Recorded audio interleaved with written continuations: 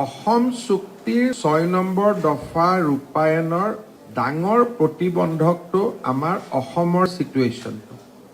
যেতিয়া অসমীয়া ভাষাটোৰ কথা কওঁ, কাৰ্বি মানুহে কয় আমি নপঢ়ো, ডিমাচা মানুহে কয় আমি নপঢ়ো।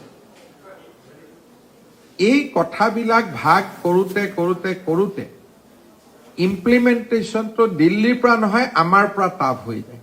কোনো এটা ট্ৰাইবেল কমিউনিটি মিচিং মানুহৰ স্ক্ৰিপ্ট তেওঁলোকে ইউজ কৰা নাই, কিন্তু যদি আপোনালোকে চাই কাৰ্বি, তিৱা, ইভেন বড়ো, দেৱনাগৰী আছে, ইংলিছ ৰোমান স্ক্ৰিপ্ট আছে, অসমীয়া স্ক্ৰিপ্ট কাৰো লগত নাই।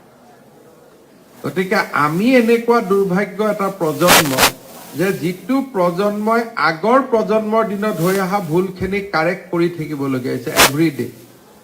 আৰু যেতিয়া এই কথাবিলাকত আমি সংঘাত আনি দিওঁ, তেতিয়া আমাৰ আদাৰ মুভমেণ্টটো উইক হৈ যায়।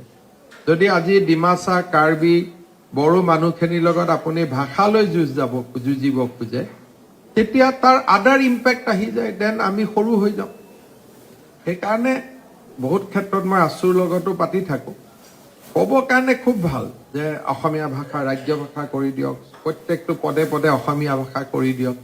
লগে লগে মোৰ কেবিনেটতে বড়ো মানুহখিনিয়ে কয়, দাদা আমি কিন্তু আমাক বাহিৰত ৰাখিব, কাৰ্বি মানুহ এখনে কয় আমাক বাহিৰত ৰাখিব।